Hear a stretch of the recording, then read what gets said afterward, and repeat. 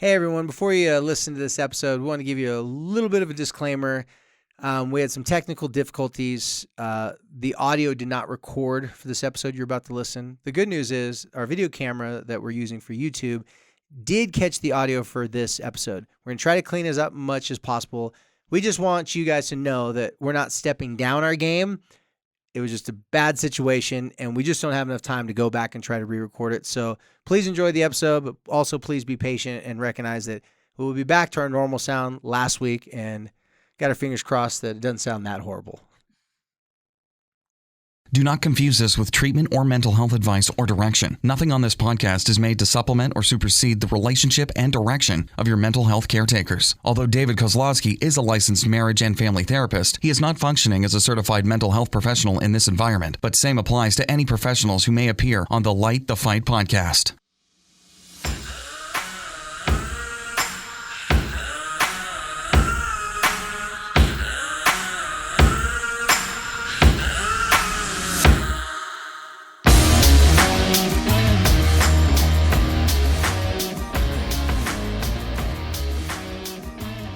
What's up, everybody? You're listening to Light the Fight. So if you accidentally pressed on our podcast when you meant to listen to one of your other podcasts, welcome. Thanks for the mistake. Appreciate it. That's right. We're happy to be here. We're definitely happy to be here. So Heidi, it's that time of year. Fall time is around the corner. People are sending their kids back to school. If you're a loyal listener, you know we've been talking a lot about that. Also, if you're a crafter, now's really the time to kind of start getting your holiday craft. Yeah, I was setting it up for you. Knew it. I was setting it up for you. So give the plug. You know, you should tell our listeners where they can find you coming up in just a few weeks. Give a little plug for that. Oh, man. Yeah, if you are local, we do know we have a lot of local listeners, but if you're local, you probably have heard about Swiss Days. It's kind of a big deal. It's up in Heber, Midway.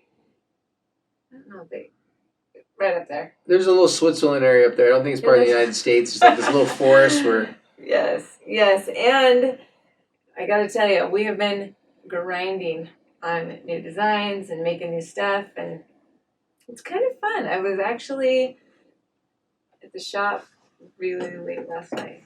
I'm kind of excited, and I'm going to have to start sneaking some peeks, but it's fun. You know, and this is the kind of thing that just makes me tick, is just new products. It's when you have to look at spreadsheets and pay taxes. I don't like that part. Oh, yeah. That part's so overrated. Why are you paying taxes for? Gosh, I know. I haven't paid taxes in a decade. Don't tell the IRS. I just did. Too late. No, anyway, so yeah, you guys come to Swiss Days because it's going to be fun. And they have scones. There you go. And Utah's known for two things, fry sauce and scones. So good. And they have fresh raspberry jam for the scones. That is good. It's longer than Shake Shack. Really? Yeah, really big lines. But it's, you pay someone to stand in the line.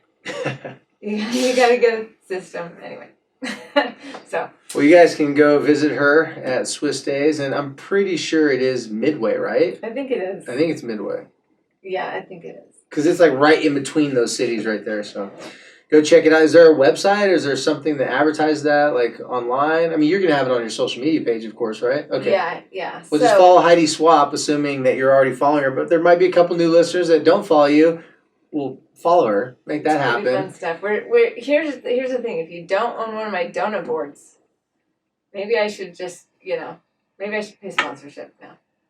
Hey, weren't we talking about giving away some official Heidi Swap stuff to some of our listeners? We gotta have a discussion about that for the fall time, because no one makes fall fly like Heidi. It's serious. It's true. Yeah. It's true. We need to give away. Okay. Anyway, sorry, you guys. Anyways, back to the regular scheduled programming. That was just us getting out a little bit of the ADD and warming up a little bit.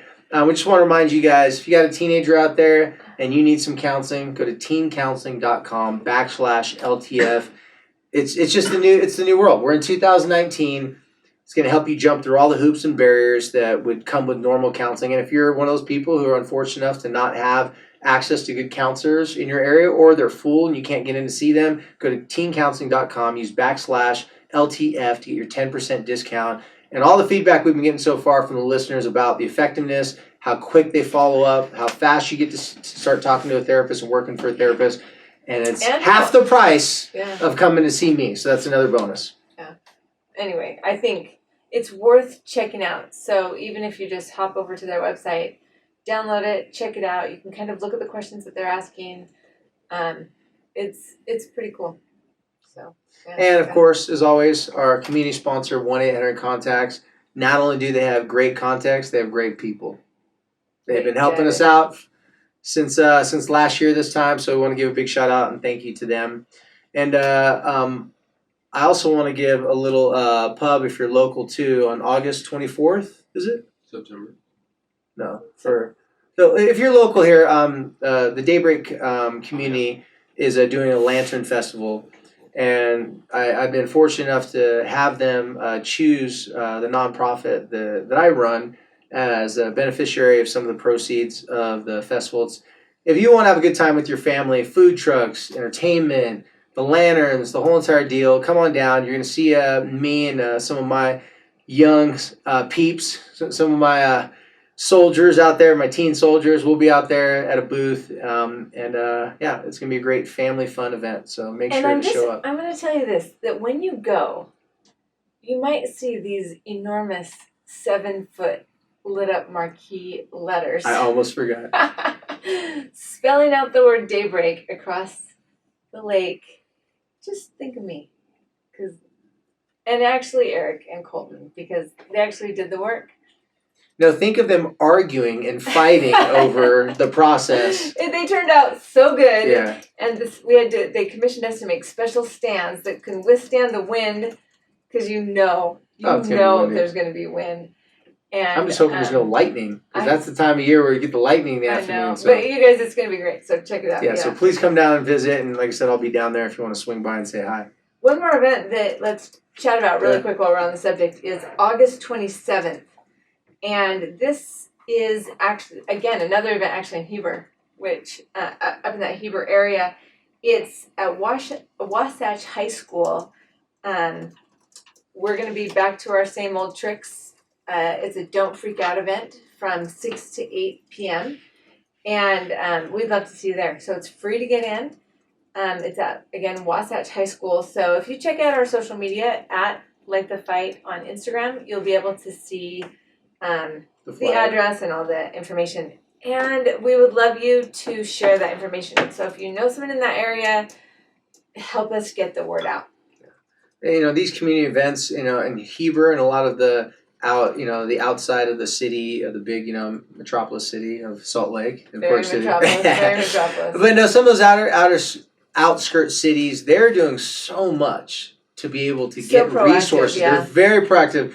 And they are smaller, so, I'm assuming it's probably easier for them to make decisions, less people to go through, but just our hats off to Heber, and all those smaller cities that reach out to us, and we're very thankful for the opportunity to come and talk to the people out there, because, hey, it doesn't matter where you live. If your kids are going through a difficult time, this information is going to be helpful. So if you're coming into town for Swiss Days, boom, twofer. Get yourself a twofer. You can stay at, what's that, Zermatt Lodge or Zermatt. I've stayed there before. Yeah, Zermatt. We're staying there. You're staying at the Zermatt? Yeah, because we can't be going back and forth during Swiss Days. Haven't done the hot springs across the street, but I heard it's quite the experience. So for all those people that are coming in town for Swiss Days this year, because I'm sure you're out there. But now let's get to the podcast. So, again, our topics usually come from conversations that we've been having with people, or Heidi's life, and she just changes the words. She says, yeah, I got this friend. I got a lot of problems. Yeah. No, but we've been talking so much about getting your kids ready for high school or school of any sorts, because it's that time of year now. But unfortunately, there are a bunch of parents out there that when you send your kids off to elementary school, middle school, and high school, you'll send them off, you'll drop them off, and you'll show up only to walk inside your house and see there's a big kid laying in bed that it's no longer in high school. And these big kids, they're kind of like bears hibernating. It's like you don't want to try and wake them up. Like once they go and lay down for a while, sometimes it's rough at those streets. They're up till 2 or 4 o'clock in the morning. They don't have to pay rent, so they got a lot of extra money to be throwing around town, be buying new fancy things. And the problem is that money that they use on all those things doesn't make it easier for them to use that money to move out and take care of themselves. Well, now, in fairness, I'm gonna kind of shed some light here. First of all, even though we do draw a lot of information from the podcast, I was not referring to her this time. This is not actually totally my problem. But here's what's interesting. Number one is that I do have 2 adults that are living in my house that are out of high school and are kind of going, what did we get ourselves into? Because you know what? They're kind of in that realization where you think high school is hard when you're in high school. And then you get out of high school and you're like, what was so hard about that? Why did I think that was hard? Because now I don't even know what classes I should take, and I gotta pay for them, and I gotta pay for a parking pass. This is bunk, Well, that's assuming you've even made the decision to go to college, because some right. kids are sitting here going, "Do I still have time to sign up for classes?" Right. And so here's the thing: it's a big transition, and it's not super intuitive, really. And so here's the thing. Here's what's interesting. So I took a little social media break for 10 days. And I really wish... Big break. It was a big break. I kind of wish that I would have said it was a month. But anyway, when I came back online, and I'll have you guys know, I did not even cheat once. I did actually not even feel tempted to cheat. It was really good. A really good break. Anyway, I came back and I had so many messages. There was a lot of messages on Like the Fight, a lot of messages on my own account, and a lot of messages about adult kid stuff, which is, well, let's call it what it really is. It's not a message. A lot of what the heck do I do? Yeah. Yeah, and what was some desperate, how do I handle this? What was interesting is that in our last workshop, I really felt like the theme was very much adult children. Adult children, yeah. Because even though, you guys, parents, even though we think, okay, let's just get them to 18, and then they're adults, the reality is they're never done being your kids. It's a lifetime sentence, as David would say. But actually, really more importantly, it's a lifetime partnership. And so even though the partnership, the schematics change, the roles change, and we know that the roles reverse, no matter what age your kids are, they're your kids. And effort has to be put into these relationships. But it does absolutely 100% change the game when you really want to start, empowering them. So anyway, today, I kind of came to David today. As you guys know, I kind of bring the problems, and David brings the solutions. Which I'm really glad I'm not the solution person, because I suck at that. But I provide the suggestions. Suggestions. There you go. Several comments about things like, how do I motivate a child that is an adult? How do I get them to get their crap together? How do I make them want to go to that next step when maybe the place that your home is way comfortable, and I don't know, because I'm going to be completely honest with you. I'm kind of in this place where I'm having a hard time wanting my kids to leave. I kind of maybe, I know that they need to move to that next step. Yeah. But, they're fun. And I like having them around. And so anyway, it's a tough topic. And so I appreciate you being willing to kind of chat about this. Yeah, no, I was reading some of the questions that came through, and they were just like you've mentioned, how do I motivate my teenager who's not in high school anymore? How do I get them to look for a job? How do I get them, because a lot of these are people that they're not really even doing a lot. Well, because the reality is, if they had anxiety in high school, it didn't automatically get better. Just because graduation, they you don't get a diploma. You don't that takes graduate away your anxiety. And the hope is that you would, wink, wink, right? Sorry. You hope that it does. But yeah, the harsh reality is that all the things your kids were saying that they're going to do after they graduate, some kids follow through or at least take some steps. And they may not even know if it's what they really want to do. They're just going for it. And other kids are kind of waiting for the right situation. They're waiting for everything to be right, the right job, the right people. And I wouldn't even say that these adult kids that their standards or their expectations are too high. I would just say that they're just completely unrealistic.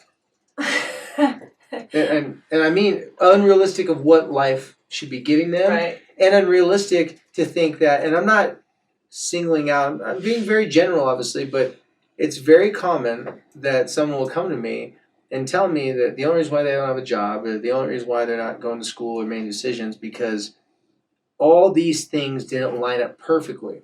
Because up until you graduate from high school, everything is done for you.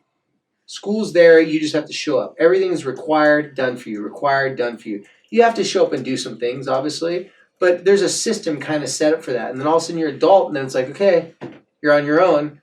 And parents just kind of hope that their older teenagers would have figured it out by now.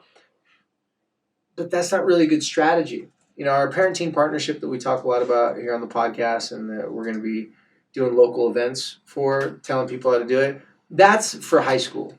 But when your kid graduates, and going off what Heidi said, most parents, as frustrated they are with their kids, they're not ready to let their kids go because they don't see anything that shows them, or they don't see enough things that show them that their kid's ready for that next step. But selfishly, they don't want the relationship to end like that. They don't want, assuming there is difficulties in the relationship. Not everybody's going to have a really bad relationship with their kid when they're at this point in their life. But if their kid doesn't move on and move out and figure some things out, the relationship will get sour. For sure. So if it's either bad, getting worse, or it's not too bad and it's going to get worse. If you've listened to our episode before on expiration dates, we talk a lot about how every relationship has an expiration date. When you're done with high school and that living part of your life, the expiration date on your staying with your family, now the clock is ticking. So the outside of high school parent-teen partnership is just a basic 3-month thing that I tell parents how to do. It's similar to the parent-teen partnership in the sense that they're agreeing to do some things that's going to show progress, and you're agreeing to give some freedoms that you don't really want to give, but if you don't give them, you'll be fighting over the freedoms and they'll never move out. You'll be too caught up in the problems for them to feel like you're supporting them. Your teenagers, even the adult ones that maybe they've been out of school for 2 or 3 years now and are still at home, but without a real plan. 3 months is you set up, and this is how all the parents have done so far, so this would require you as parents having some sort of resources of money and helping your kids out a little bit. Set up 3 months, and in those 3 months' time, or we say whatever that date is 3 months from then, we'll say, okay, on this date, you're going to already have been moved out by this date. This is the date that's the last date that you're going to move out. And here's the reason why you're going to agree to this, and here's the reason why this is going to work. One, I explained to them about expiration dates on relationships. I've never had a teenager and a parent say, oh, if we continue living together like this, everything's going to be fine. I have people tell me that, well, it's not really that bad after they told me how horrible it was. I go, no, I'm dismissing what you just said because that didn't make any sense. You just told me we're here because this is a problem. But people want to protect their way of life. I say this over and over again. It doesn't matter how bad their way of life is, they want to protect it. Like, no, I don't want to change because this has worked for me always. Well, it's not working in 2019, especially when your kids are no longer in high school. The resentment that will grow between you and your kids is not choosing the relationship first. So you pick 90 days and that date. But what I have parents do is say, if your kid goes and does a couple basic things, then what you're going to do is you're going to help them with a moving deposit. And by the way, this gives parents that don't have the money 3 months to try to save it and put it together. Some parents do the move-in deposit and they go get them a little bit of furniture and kind of get them set up. Because most time parents expect helping their kids go into life if their kids do it on their own. So a lot of parents are embarrassed and ashamed that their kid isn't moving on with life, so they don't get to launch their kid. The happiest I've seen parents, now I'm not saying that you have to do this to be happy, when the parents have a date that they know they're saying goodbye, they're sending them off, they're setting them up in their college dorm, they're going to the MTC or sending their kid to the MTC if they're Mormon and they're missionary, or they're going off to college and they're putting them on the plane. There are these ceremonies that we're used to doing when there's been a successful transition into the next stage of life. But when we're embarrassed and ashamed and we're disappointing our kids, we don't celebrate them because they're not giving us anything to celebrate. So instead we say, okay, when I say we, generally speaking, people have the tendency to say, if you're not doing anything to help your life, well, why should I do anything for you? Well, then the kid still needs the help. They still need to feel like they want to launch successfully, but there's no plan to launch. It's just waiting for your kid to figure it out. So you set 90 days, and then after you set 90 days, whatever that 90-day mark is, for most people, it's like the first month. After 30 days, you're now going to pay for your own cell phone. After 60 days, you're not going to pay for your own car insurance. Depending on their financial situation, how much you want to help them out, sometimes people continue to pay for something that the kid would still need, but what you do is each month, you slowly pull something back. Now, a lot of parents in these situations, their kids don't even have a job. It's like, well, if my kid doesn't have a job, I can promise this in 30 days, but or in 90 days, how are they going to get a job in 90 days, do all these things, be ready to move out? It's not going to work. I said, okay, well, the problem is that they haven't had the experience moving out and putting a time limit in 90 days. I said, did your kid graduate from high school? And assuming, because most people's kids do graduate from high school, get some sort of diploma. I said, did you ever doubt in their senior year that they weren't going to make it? And they usually laugh saying, yeah, all the time. But they made it. So why did this happen? Simply because they were so motivated to graduate by May 27th? No, because the high school said on May 27th is the day we're graduating, whether you're there or not. Right. So the way this works is the day this comes up, you're moving out whether you're ready or not. Now this is where parents start to get a little panic. But this is a reverse psychology trick. Instead of telling your kids that they have to move out and kicking them out, you're saying at this date, we're going to help you move out. Or any time before. All you got to do is get a job, find your own apartment, because you don't want to be involved in them getting a job or the apartment, because then if they don't like the apartment, it's your fault. If they don't like the job, well, they didn't want to take it. They only took it to make you happy. There's too many things that they can dump off on you because that's what kids do. They don't hold themselves accountable. It's a lot easier if they can just make it their parents' fault or their siblings' fault. So in this situation, in that 90 days time, every family is going to do it differently. But if you can add one more thing to their plate and take away one of your responsibilities for them, I've never had a family do this where they actually had to make it to the 90 days. Every single time the kid is moved out before the 90 days. And when I say this was some miracles for some families, I wish I had some of these parents here that would sit here and be like, Your Honor, I testify in a court of law that I did not believe my kid was going to move out in 90 days and they moved out before this. It blew their mind. Because there's something about feeling like you're being moved on and it's honored. So many of these kids are already ashamed that they're not doing what they're supposed to be doing, or they just are lazy, or they stay up till 4 o'clock in the morning, they sleep till 2, and so their sleep schedule is all messed up. That's the problem, not the solution. If we give them a date and start that clock and that pressure comes on them, that's good. That's what we need to do. We just had the school do it. We had the kindergarten teacher do it. We had the school district. These systems were already set up, and now as parents, we're like, well, I don't know how to manage this because we weren't prepared for it. So this podcast, I really wanted to share that if you have this situation, you know someone that does have this situation, think about it like just a job. If there's a project for you, Heidi, you have Swiss Days coming up. That doesn't mean 2 days after Swiss Days you have the products ready. You have to have it 2 days before. Now, you told me, I don't know if you said this on the podcast, there's been so many times that your best work came out of the necessity of having to do it and the timeline that it had to get done by. Every single time. Something about the pressure cooker. Now, if we wait too long to do our homework or if we wait too long to do our work projects, it can backfire on us. So we give them a timeline, but we said, if you agree to this timeline, we're going to support you. And when these kids have looked at the parents next to me, their parents weren't willing to support them. Before that, their parents saying, when you get off your butt, when you start doing something, when you start contributing to this family, we'll support you. Oh, by the way, you're coming home too late, and you need to come home earlier. Then the kids say, well, I'm an adult. I don't have to come home, until this time. And then they go back and forth all the time. They could have been using that energy to come up with a plan. But see, with kids, you have to offer something in exchange. Parents that say, here's the date you're moving out, and you better figure it out before then.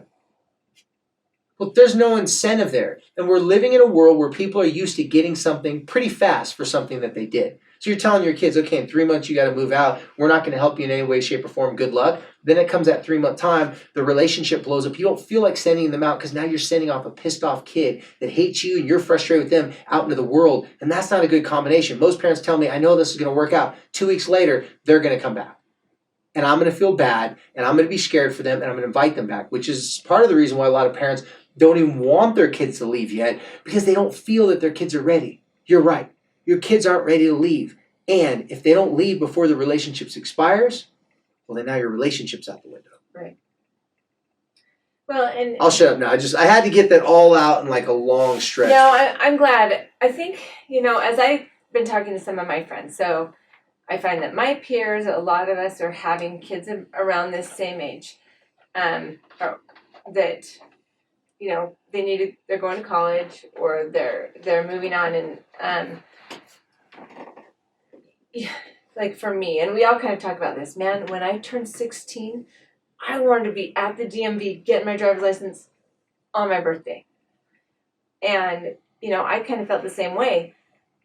When fall hit after my high school year, man, I was in a dorm and I was so excited. I was the one facilitating it. Like all my friends were doing it, and we were all doing this. They can stay there and milk it as long as they can. But so what you're saying is there a partnership where you're saying, the reality is, I don't have the money to support you. I don't have the money to fund your There's too many options nowadays. Yes, and kids can do 100 things. You can live here. You go to school. These are the things that would be expected. Yeah, this is not really that scenario. This is the scenario where it's not going well. It could be horrible, or it could be just all the writing on the wall saying this is not looking good because now it's okay. Now a new high school year started. They're still not doing something, or it could be they've been living with you for a couple of years, and there's not really there's not a mutual benefit for both. So let's give an example where this is totally acceptable and probably could work. The parent and the children have a solid relationship. May not be perfect, but solid. The kid goes to a local university or college and commutes and stays at home while they're working and going to school.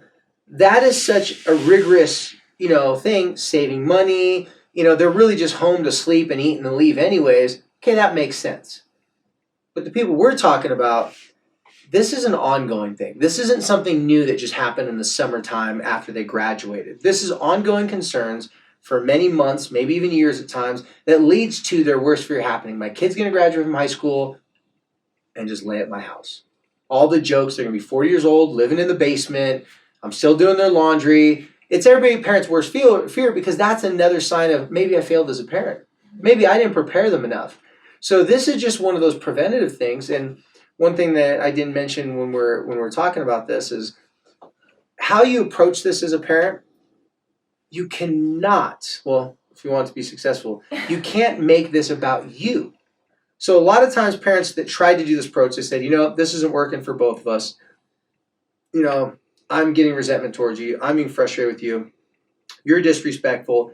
And then they start harping on all the things that they don't like, and the message gets totally lost.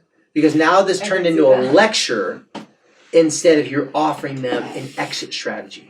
So how this should be presented is like saying, hey, listen, I'm not going to sit here and pretend that this is the coolest, sexiest place for you to live.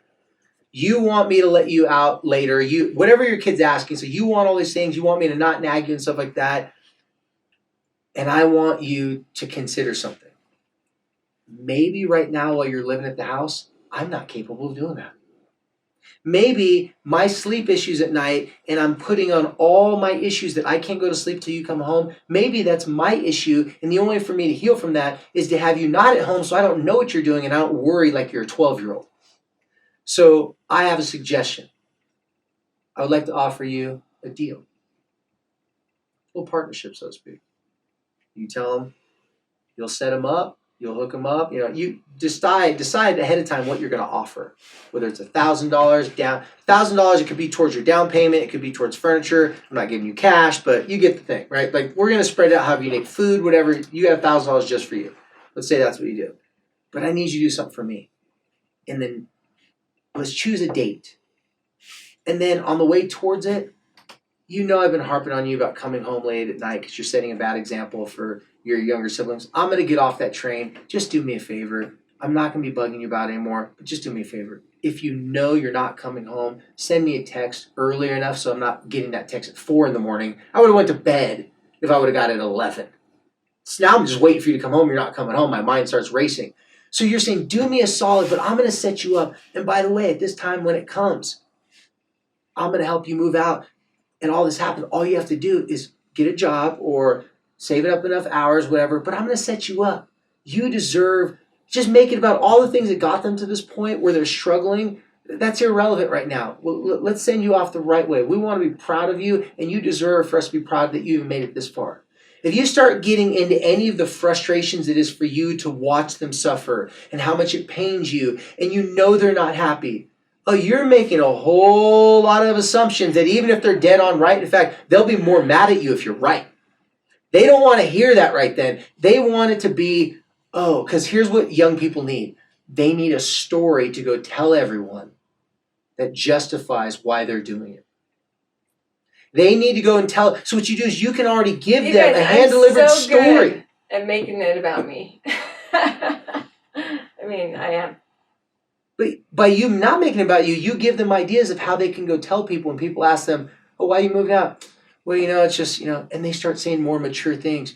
I'm moving out because, I was going to stay there to save some money, but I just figured that, I'm at that age now where it's just so much better for me, my parents' relationship. It's going to be hard on my own, but, I'm definitely going to make it work. They need to tell a narrative and a story of them being successful. And the only way for them to tell that story is you got to present the story as if it's going to happen or if it's already happened, a.k.a. prepaid gratitude. Prepaid gratitude. Now, here's the rebuttal I get from a lot of skeptical people that don't like to spend money. Because you're offering something they didn't need. Your kid didn't deserve this. They didn't earn it, and you're giving it to them anyways. So what happens in this scenario is people come to me and say, okay, what happens when they're back in my house 2 weeks later? I said, this is the beautiful thing. Do you know how much easier it is to set up rules and establish boundaries once you've already changed the locks on the house?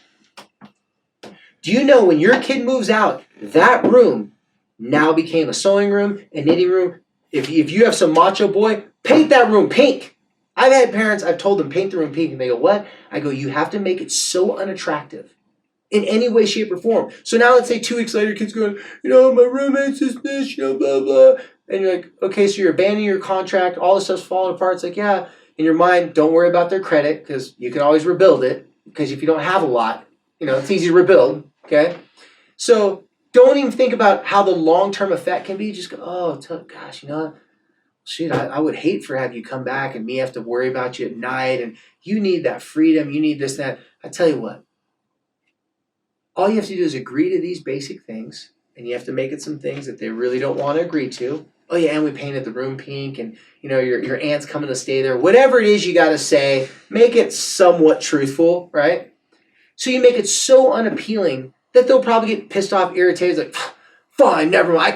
I can't move in like that. Like that's so stupid. You're gonna make me pay you rent. You're gonna make me this, that. I didn't have these problems. Like, hey man, I get it. But, I'd be willing to do all these things for you. You just got to do these things for me. Make it so unappealing that they can really see how much they can take. Because freedom is really hard to give up once you get it. So this is the thing. It doesn't work simply because they stay out the first time when they leave the house. It works because you get them out of the house. And once you get them out of the house, now you can start a new relationship. And the new relationship says, if you're living with us, you're sleeping on a couch in a pink room. Makes sense. They always take the freedom up front. If you give them an exit strategy to get out of your house and you just hype them up, make them feel like they're the hero, they're capable of it, and when they leave, you change everything because you don't want it to be the same place that they come back to because it's too familiar. And I like what you just said, and it's something we've talked about several times, even and especially kind of in this older kid category, is how important it is for you to let them know that you believe in them. Yes. See, it's the sell. Even you though have to it's sell hard them on sometimes, right? It's sometimes you're thinking to yourself, I don't know if this person can handle this. But Them not being able to handle it is simply because they don't have enough experience. Or they haven't tried it yet. And they haven't tried it yet. You're right. Because they actually are. You know, I mean. Well, and every time a parent tells me. When they were 12, they were making their own taquitos.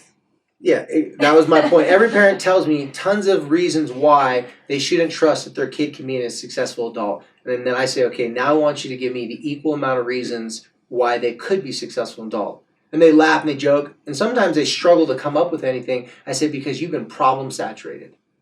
You're identifying the problems that would make you believe. And there could be valid problems. But those problems are not a plan. They're not a structure. They're not an approach to changing the situation. The more you think about the problems, the more it overwhelms you that there could be any solution. So that's why instead of thinking about the problems, just set it up so they have a chance to go out there and not be successful, so that then when they come back, now they have more realistic expectations, and one of the problems is gone, that they've never moved out. As soon as they move out and have the experience, I'm not saying your kids can't come home. I'm not saying I strongly advise against it if it's a really unhealthy relationship, because you can't heal when you're still living in the trauma area. If it's not a safe zone, you can't start a new relationship. You have to bury the old one, put it to rest. You can't sweep it under a rug. You have to put it to rest. That's why they have to leave. Now, the kids who are just nice enough and cute enough, where they're really those in-betweeners, where they're not bad enough that you need to kick them out, but you can see they're milking it and they're codependent on the false sense of safety living in the home, the false sense of reality that they're an adult, but they don't do anything adult for themselves except for having adult freedoms. But they're not providing their own freedom. They're not working for it. Those are a little bit more difficult because it's so easy for the parents to justify all these reasons to keep them and why they shouldn't leave. Because they like them around. By the way, if you're not watching the YouTube, this one I'm staring at her. That's why if there's some silent moments, I'm looking at her. I know, you guys. This is tough. This is tough, and I said this I know before, and I'll say it again. I remember when I was a young mom. You know, I'm wrestling. You're gonna tell the stab the ball stories again? No.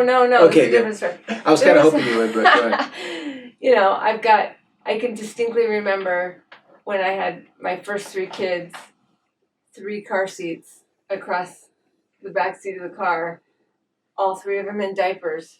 You know, just, it was so hard. It was hard to go anywhere. It was hard to do anything. I felt like I couldn't even breathe.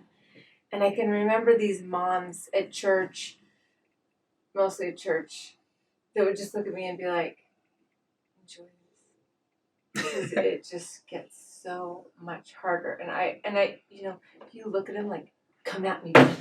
You know, like that, those never fighting words, because you are like, how can it get harder than this? You are just getting your butt kicked, and then it's true. It's different, but it's true. And I want to say this again. I want to say that this podcast and this message is about self-mastery as a parent. And what David's talking about might make you feel uncomfortable, might make me feel uncomfortable, because self-mastery is uncomfortable. It comes with a lot of natural resistance. Absolutely. And we know, right? We know what's best, and we know it's easier, and we know what we'd like to do. Well, self-mastery means that you have to claim what you say, and you have to claim what you do, and you have to be in a leadership position and role, but you're leading your own choices, your own decisions. And too often in life, we get in jobs or in family situations where we're just used to being told what to do, and so then we're used to telling our kids what to do. But unfortunately, this is changing, it's evolving. And instead of telling them what to do, giving them ideas and opportunities to partner with them on things, actually is an experiential thing where you get to actually share all the different moods and emotions and difficulties. Most people want to avoid uncomfortable situations with their teens. It's just making sure you have the right uncomfortable situations. There's got to be some sort of end game to it, which is why putting a 90, it's like 3 months. Mm-hmm. I've just experimented with lots of people. I used to let people choose a time, and then 3 months just started to be the sweet spot. Because if we're talking about you're already bent on the relationship, you're frustrated, they've been there long enough, 3 months can seem like a long, long time. So if we put it to a year and we try to make it too safe, then we'll not have enough money. So, let's make it to April. No, that doesn't put enough pressure on them. I've never had a class where it said, in a year and a half from now, we're going to take the test. Oh, because then nobody would study until the night before anyway. Yeah, a year and 364 days later, or I don't know. I screwed that one. Anyways, whatever's a year and a half in days, they'd study the day before. You get the Oh, man. All right. Well, I think that gives us a lot to think about. And, chew on that. Start having conversations. And so it's probably even a good time, as you've got kids that are in high school, maybe they're not even close to this place, just kind of start, painting the picture. What are the goals and what are the expectations, and start building that confidence in them that they're going to be ready and it's going to be exciting. I mean, you guys, the best time of life, living on your own with roommates, it's a fun time of life. It's fun. And yeah, it's stressful, right? And you got to pay your bills, but it's way better than those kids in diapers. Yeah, when you're trying to, have a I love you FaceTime conversation, and there's mom screaming in the background, and it's just so embarrassing for your adult kids that's a big part of the problem too, is that they just feel so ashamed that they're there, but if they're not doing anything to change their situation, they take it out on you, or they can take it out on you. Yeah. So. Man. All right. Well, I'm sure glad we had this conversation. Yeah, this was a good one. This was a good conversation. Yeah. So for all of you guys that requested us talking about this. There you go. There you go. We'd love to hear from you. Remember, always, complaints, go to her direct message box, happy emojis, and compliments to mine. That's right. So you can message us on Instagram. You can also email us. You'll find that email address on our website at likethefight.com. And come to some of our events. Yeah, come and say hi. Swiss Days Fresh Raspberry Jam. Come on. Come and buy some Halloween decorations. Maybe I should make some Don't Freak Out decor. That'd be good. Good product line. Oh, yeah, that is, especially in the Halloween time. That's right. Okay, we'll talk about that. I want to cut on that deal, though, Heidi. All right. Well, you guys, thank you again. Thank you, as always, for listening. Thanks for your feedback. Thanks for sharing us with your friends. Everybody hears this by word of mouth, so we appreciate you talking and sharing about it. If you get a chance to pop over and write us a review or give us a rating, it helps us to reach more people, which is why we do this. So we would appreciate that as well. So as always, we'll sign off for yet another episode of Like the Fight. Thank you guys for helping us to keep the light on this